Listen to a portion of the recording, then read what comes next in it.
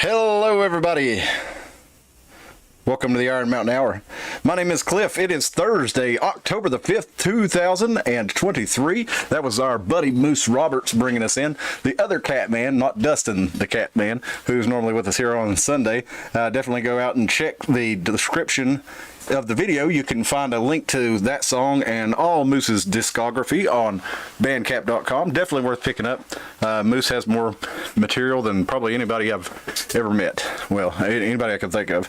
I'm sure there's got to be somewhere like Zamfir, that guy that you see his records in thrift stores and stuff. Maybe he's made more music. I don't know. But Moose has made a heck of a lot, and you can go out there and check it out, and it's pretty awesome. I've played on some of his songs, and Moose has played on some of my projects too. We've had a lot of fun together, and definitely go help him pay his bills and get you a digital album there or a digital download from bandcamp.com. I've also included our Rumble channel as well as the email for the channel in the description of the video. If you have anything you'd like to send us, send that on over to the theironmountainhour at gmail.com. If you're new here, go back and check out some of the back catalog and see what we're all about. Tonight we're going to kind of go with our rapid fire bing bing bing, you know, kind of thing. We're going to go through several stories, and I'm going to get your comments in the chat. Let's hear what you think about these things. So we'll start right off with the scanner feed sharing on Facebook. This youngin' they found up there in, found him in the woods. He had run off yesterday. The Virginia State Police found him late last night. I think he ran off into Tazewell, in the Tazewell area, I believe it was. The search and recover, Brunswick County, and that's a little boy, Thomas Clinton. He went missing from his house, and they found him out in the woods there, so good news there. That little boy was found. Scanner Foods sharing that story around, letting everybody know they found the youngin'. Let's here, look at this picture of the cops getting him in his jacket and all that good stuff. Attaboys. Want to let those fellows know when they do a good job. Don't always just hound on them when they do a bad job, you know. So, totally unrelated, no segue at all, but I just wanted to throw you this things in here. I don't know if you've seen this AI Rockwell art that people have done. They've kind of, if you look at the Norman Rockwell art from, I guess it was the 1950s, you know, you've seen the stuff. It's, you know, rosy-cheeked folks, you know, going about their day-to-day lives, just really enjoying themselves, and kind of a Americana tradition. A lot of people say that America never really exists, and a lot of people are trying to get back to that America, and they look at the Rockwell art as representative of it. Well, let's look at some of these. Somebody has had AI do a modern version of it. Let's look at these and see what you think. This is from at RR Robin on Twitter. Did you notice there, the happy family just eating the bugs right in front of the church there, and you know they're thrilled to have their bugs to eat. And if you don't know what that's about, go back and watch some of the older episodes. You will eat the bugs. You will eat the bugs, and you will like it, and you will have nothing, and you will be happy. Here we got, you know, happy mom and dad walking some, you know, good-looking children. Kind of, this guy's, you know, his face is a little frigged up from the AI, but walking down through a homeless encampment with trash everywhere. You know, like indicative of what's happening in a lot of the urban centers in America. I mean, we don't really need to even go into what this is. It's pretty obvious, right? How heroic. Stunning and brave, even. And then there they are driving, you know, styling, profiling, mom and dad driving through the giant homeless encampment. So, what are your thoughts on that? Let me know in the chat. Not to stick on it too long, let's go on to, I found a little tidbit of a video. It's kind of it's a little bit long. It's like 3 minutes. We probably won't watch the whole thing, but I just want to remember when we started this show, I had no idea about anything called the Report from Iron Mountain, and I had been, you know, looking into this kind of information for at least 15 years when I started the show, and never came across this. And somehow, when I was trying to find our channel and see if it was showing up in search results, I came across the Report from Iron Mountain. Well, here's a video, and if you haven't caught this part of the show before, we actually our name is an homage to Bill Cooper's show, An Hour of the Time, and this is the Iron Mountain Hour, and Just so happens that we are on Iron Mountain.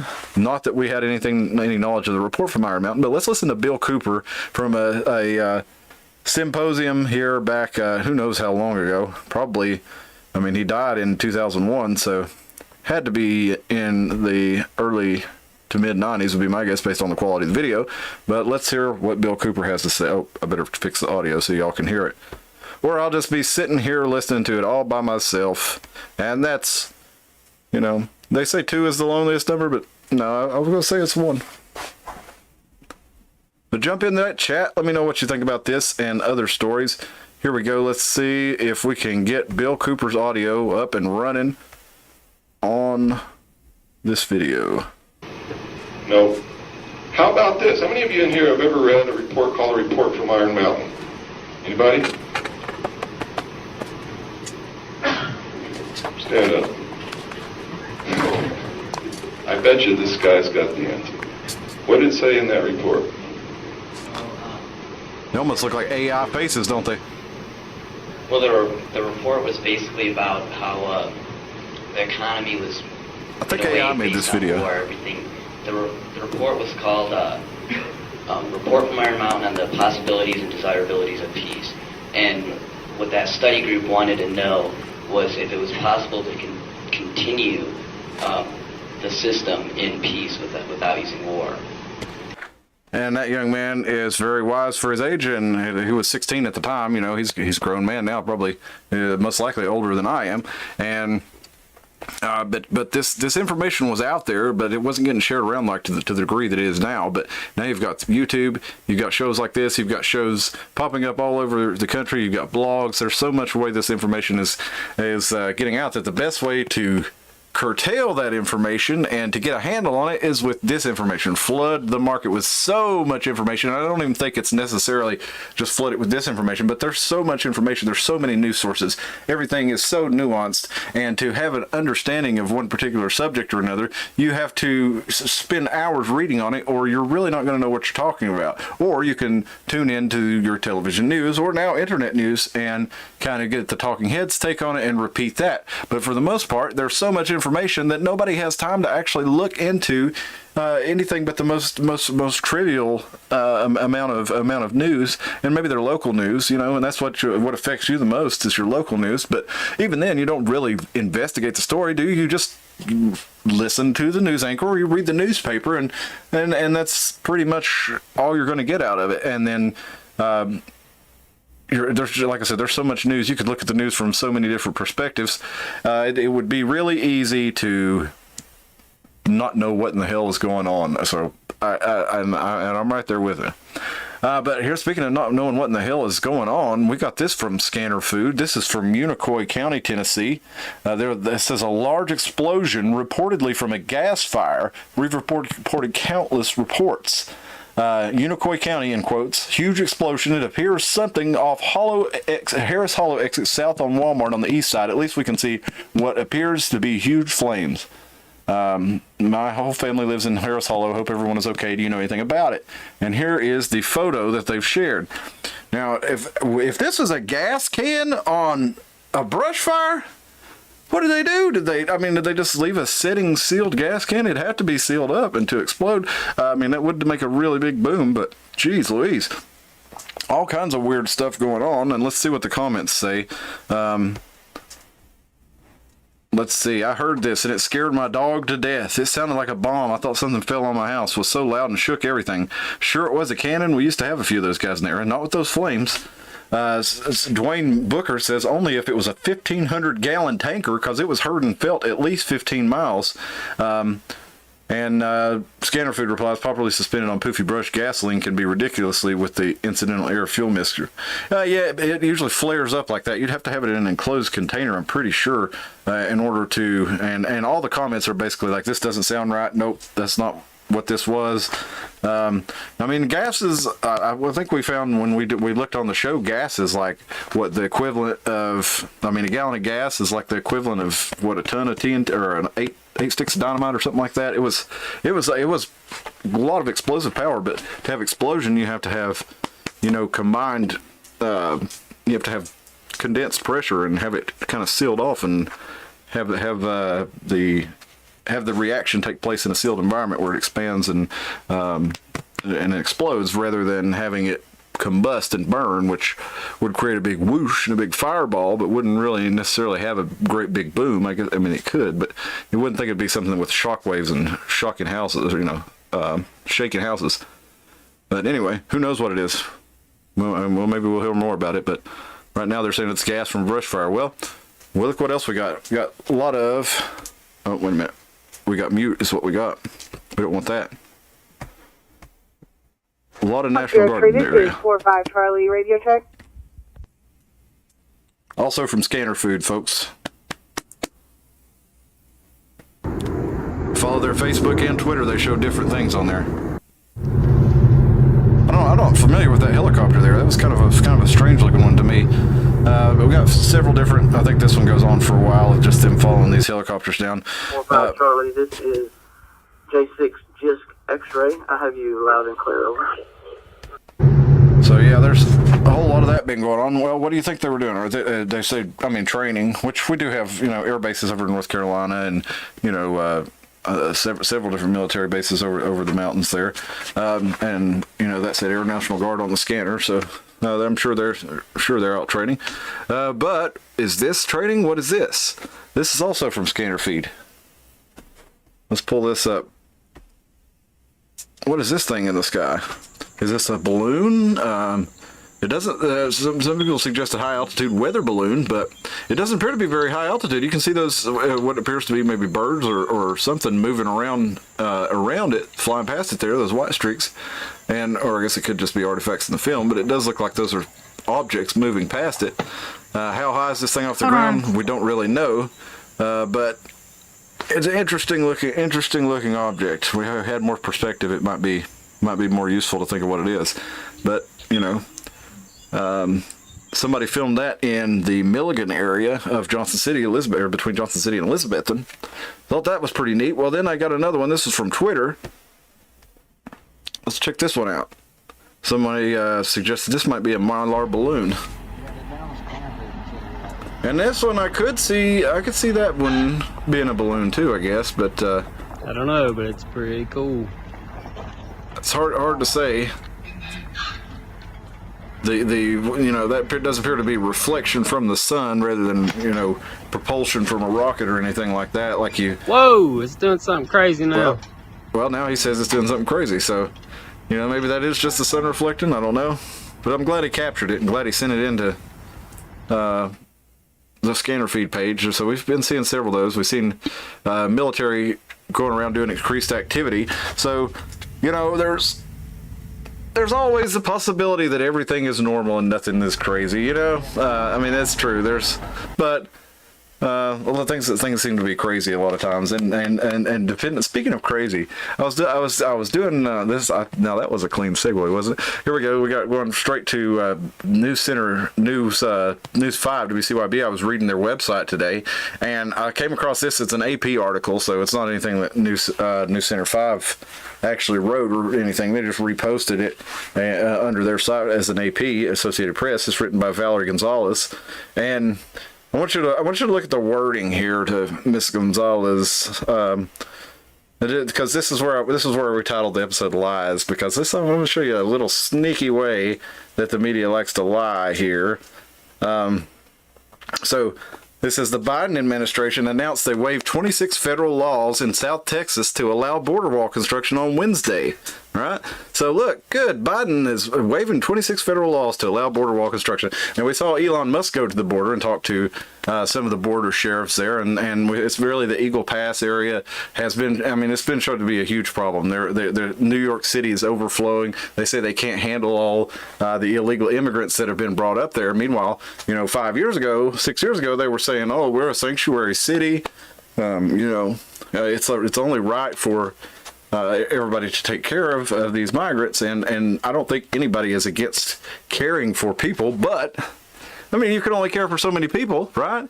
I mean, if suddenly you had to move 10 people into your house with the income that you currently have now, what's going to happen? Everybody's going to have to drastically reduce their standard of living, or you're going to have to do without things, or you just don't not be able to do it.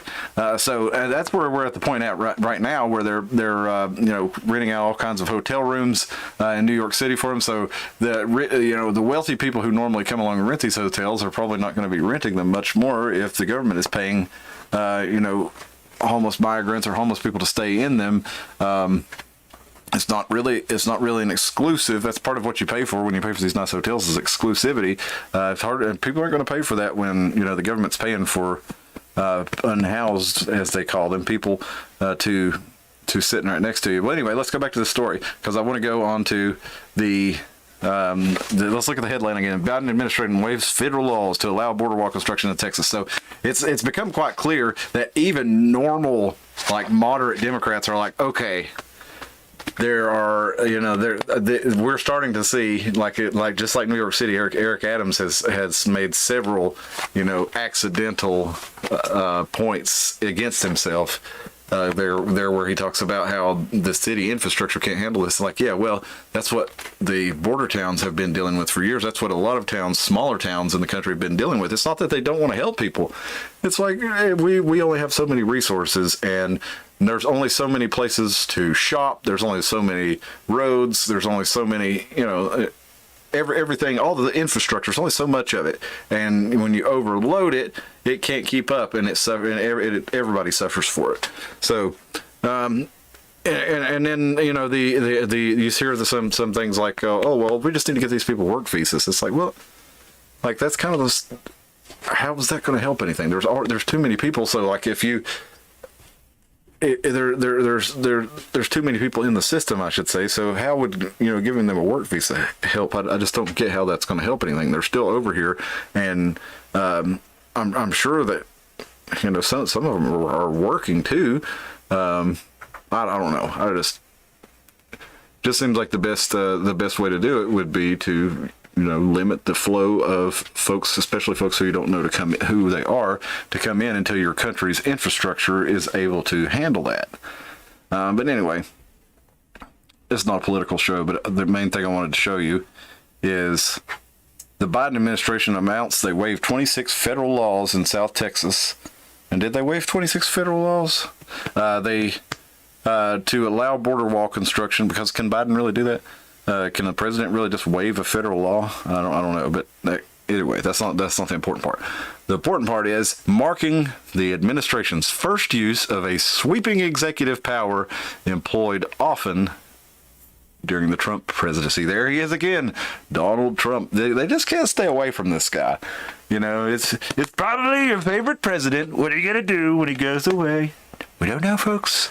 Not much. But they're still talking about him, and they go into, like I said, they look at a move not used since the Trump presidency, often employed during the Trump presidency. Well, let's just look at the first 100 days of Joe Biden's presidency. Here's the Wikipedia page. On his first 100 days, Biden signed 42 executive orders, more than any of his predecessors since Harry Truman. Now, many of these were to reverse Donald Trump's policies, which is common. But that's the whole thing about this media apparatus here, is they want this to be extreme, right? They want you to think, oh, well, Donald Trump was extreme, and this is extreme. But they also want you to think Biden is doing something about the border, right? Biden's doing something about the border. Well, right, what is he doing? He is undoing the things that he did when he first got into office, the steps that Trump put into place. Now, whether you like Trump or not, this is not about that. And I'm not saying that the border wall is the way to go on this, but Trump had the things in place to build the border wall, and Biden said he was going to shut it down, and he did. And now he's bringing it back like it was his idea, and that's the way that the media is putting it out there. I was saying, oh, well, he's just messing up this whole Donald Trump thing.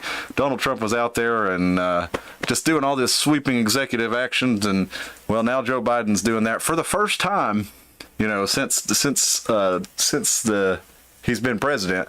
employing something that Trump often did. Well, Trump did, I think it said Trump did 30 executive orders during his first 100 days, which was at the time the most by a president since Truman, right? So, because he was undoing a lot of the executive actions by the Obama administration, right? The Obama administration followed in the footsteps of the Bush administration and continued adding executive authority, and then even to the point where Congress passed a law undoing the executive order that was and signed by the president. I can't remember what executive order it was. I think it may have been one of the illegal immigration executive orders that Obama did. The Congress passed a law. President Trump signed the law, but the Supreme Court ruled that the law could not be undone by law, right? So Obama's pen was more powerful than all three, than the judicial the legislative and executive branch. But anyway, so that's just kind of to show you a little bit of how the media lies. Well, how do let's look here again. Let's look at the 17 things that Joe Biden did on day one from Politico. At the very bottom of it here, let's see here. We got number 13, halt construction of the U.S.-Mexico border wall. So congratulations, Joe Biden. You stopped doing something for 3 years that was, supposedly to slow the problem of illegal immigration, which the whole time you said wasn't a problem. And now you're saying, oh, well, everybody praise Joe Biden. He's starting the border wall construction. Trump couldn't get it done, but Biden will do it. And that's the way the media is presenting it too. So, I think it's pretty obvious for anybody to see, but the thing is, you got to look out for this tactic in other areas. It's not just Trump that they do it with. It's with Trump that it's the most obvious because these people have lost their minds on him for whatever reason. I don't understand, because he seems to be, Trump seems to be your pretty standard. His policy positions are a lot like Bill Clinton in the 90s. I'm not talking about, his rhetoric or anything like that, which, again, if we look at the 2008 campaign, both Obama and Hillary Clinton said they were against gay marriage. So Trump was for gay marriage back then. So he was like more progressive even than your average moderate Democrat in a lot of ways back in 2008. So the idea that Trump is some far right guy, far right, it sounds terrifying, doesn't it? The far right. But they need anybody to the right of Stalin to be far right terrorists, and they are actually. The FBI has apparently put a bunch of Trump supporters on who they call a army of MAGA supporters on a watch list. Back in the days of the QAnon. I don't want to call it a conspiracy theory because that's not really what it was. It was, a LARP mixed with probably an intelligence operation and, kind of overlapping with a LARP. But who knows? We never get any answers for these things. And you'd think that somebody would want to find out. Remember how big of a deal QAnon was in the 2020 election? You'd think somebody would find out who that was, right? Wouldn't the Biden administration be interested in finding out who that was? Wouldn't the news media be interested in finding out who that was? And they do say that, the HBO documentary that they did on it showed that it did make it look pretty likely that Code Monkey guy may have been whoever Q was, but at the same time, that guy was kind of there all along for, for the whole process. So I don't really know how exactly. It wasn't like that guy was hiding or anything. That Ron guy that was the son of the guy who owned 8chan. But anyway, let's move on to this story here, right? Trump's unbelievable response to this question, right? Unbelievable. Let's hear what Trump has to say. Let's watch. Theory is this belief that you are secretly saving the world from this satanic cult of pedophiles and cannibals. Does that sound like something you are behind? Well, I haven't heard that, but is that supposed to be a bad thing or a good thing? I mean, if I can help save the world from problems, I'm willing to do it. I'm willing to put. So there are still people out there that say, "Oh, the storm is coming. Everything is going according to plan. All this is the setup." And I'm honestly, I'm not somebody who can, who has enough information to try to convince you that that's the case. And I have no idea. But I don't discount things automatically because everybody says they're crazy. So, what do we see right here from? The Guardian, right? This is the Guardian, the U.S. version of the Guardian, which is it's a British publication. 23-year-old was arrested for gun possession. It led the FBI to a global satanic cult. This is in New York. From Thursday, the 28th of September, from this year.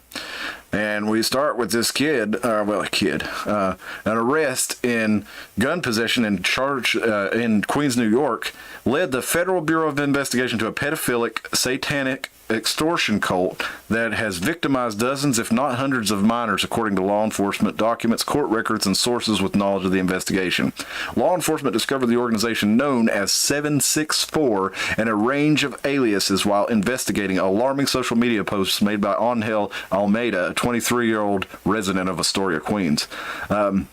They said they're deliberately targeting minor victims on publicly available messaging platforms to extort them into recording or live streaming acts of self-harm and producing child, abuse material. The advisory is the first formal mention of 764 by an American law enforcement agent. I thought there weren't. I thought there were not. We were told over and over again that it was absurd that there could be a global satanic pedophile cult, right? This is absurd. This is crazy. Take the tinfoil hat off, man. But what we find, slowly, put out there, oh yes, there are. And it kind of reminds me of we talked in this episode about the Satanic Panic a little bit while ago. And while we said, yeah, there are some things that were pushed, like, yeah, they went after, I think the whole thing was a psyop, okay? Just to put on, my tinfoil hat, as it were. The bands they went after during the Satanic Panic were like Judas Priest and Black Sabbath. Black Sabbath was almost like, just strictly on the lyrics. Yeah, the imagery was dark, but Black Sabbath with Ozzy was almost like a freaking Christian band. I mean, when they talked about the devil, they were saying like things like Satan laughing spreads his wings, and when he was personifying the devil, it was not saying that was a good thing. And the songs were anti-war. The songs were, a lot of things that you could say would be a Christian message to them, but that was who the thing they focused on with the Satanic Panic. Oh, let's go after playing records backwards, right? And let's forget all about the daycare. Let's forget all about the Finder scandal. Let's forget all about the Franklin scandal, where it was found that high people in Congress, people in high members of executive of state governments were involved in finding, kidnapping, and trafficking, including ritual abuse of children. I worked with a person who was a victim of ritual satanic abuse within the Church of Latter-day Saints. This stuff is out there. Did you remember that in that daycare scandal that was just it was just a bunch of kids who were making stuff up? Did you remember they actually found tunnels under the daycare? There were tunnels. There was a whole network of them, right? So the Satanic Panic, they took eyes because they knew the parents of America were seeing all these things that were against the traditional religious way of life, the way that they'd basically grown, the country that they'd grown up in, and they amplified the unimportant aspects of that and said, look out for this stuff. Meanwhile, they turned a blind eye to or ridiculed the actual satanic abuse that was going on to victims in the thousands in the United States that they found out. And again with Epstein, they knew what Epstein was doing a long time ago. He'd been investigated multiple times. So this is not a new thing. So everybody, let's get rid of the idea that there aren't horrible people who do horrible things to innocent people, or horrible things will happen to innocent people. So let's not bury our head in the sand and say, oh, they would never do anything like that to us. They would never be.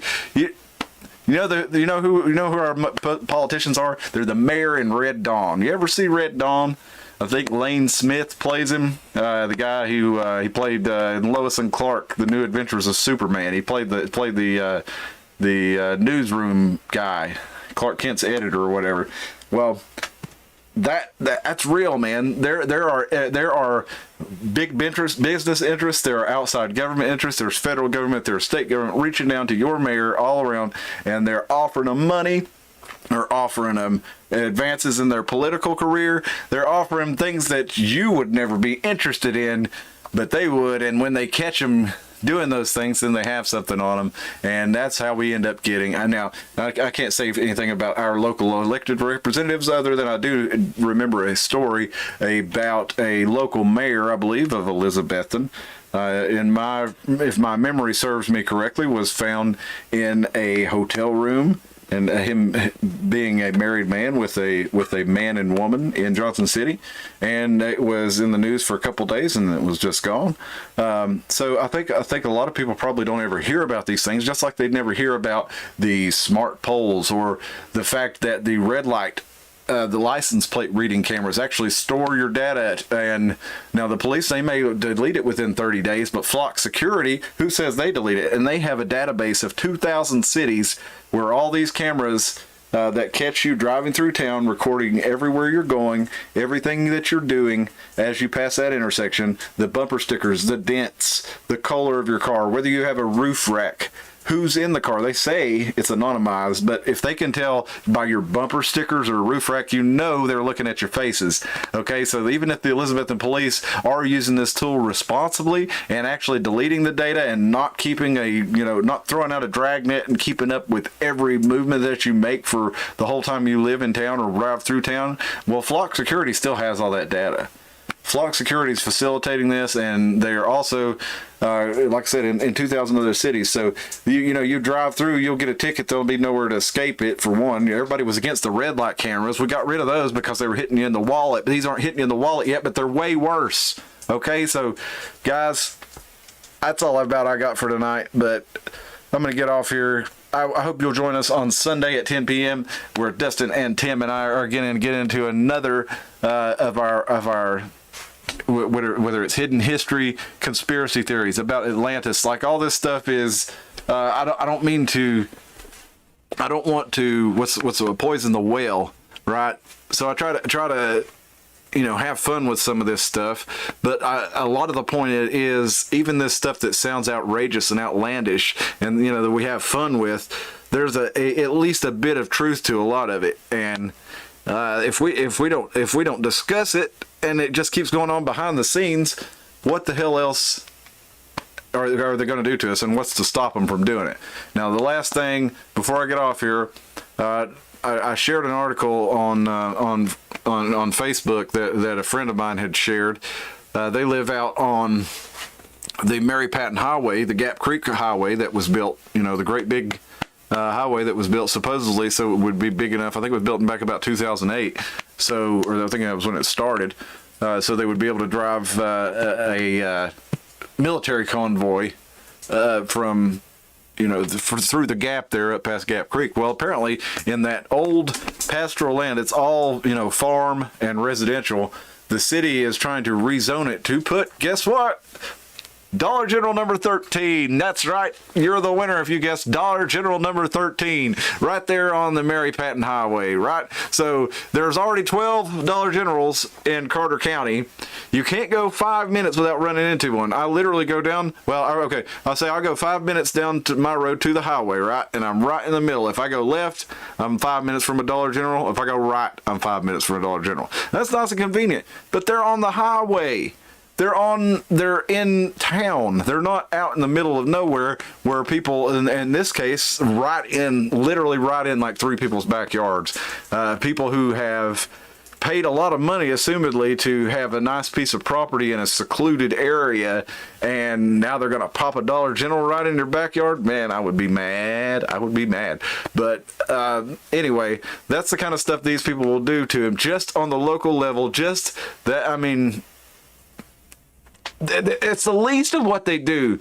But if you actually, I actually had a previous engagement. I was not able to go down to the town hall, but I think a lot of people were going down there because it reminds me of that scene in the novel and in the movie and the television show, all of which were pretty good, of Douglas Adams, The Hitchhiker's Guide to the Galaxy, where in the beginning of the movie, this man is he's trying to stop a bulldozer, right? Because the bulldozer is going to run over his house because they're going to put in a new highway, and he's like, "What? Nobody informed me of this." And they said, "Well, the plans have been on file in City Hall." "Where?" "Well, in the basement and the storage closet and the filing cabinet underneath the sporting equipment or whatever, So they just try to slip this in. They put a note on my friend's door with saying, "Hey, we're going to have a meeting on this in 2 days." And we're going to decide to dezone this. And that was like I was telling you with those cameras, man. They never said, "Oh, we're going to open this up for public comment. We're thinking about doing this." They said, "Oh, on the agenda. Oh, it's passed. Got the money. Let's do it. Let's go." So anyway, I'm out of here for tonight. No more Dollar Generals in Carter County. And go to your city council. Go to your county commissions and let them know what you think about this stuff. Or they'll just keep doing it. They'll be putting cameras up your butt before you know it. You better tell them no. I'm serious. Have a good night, everybody.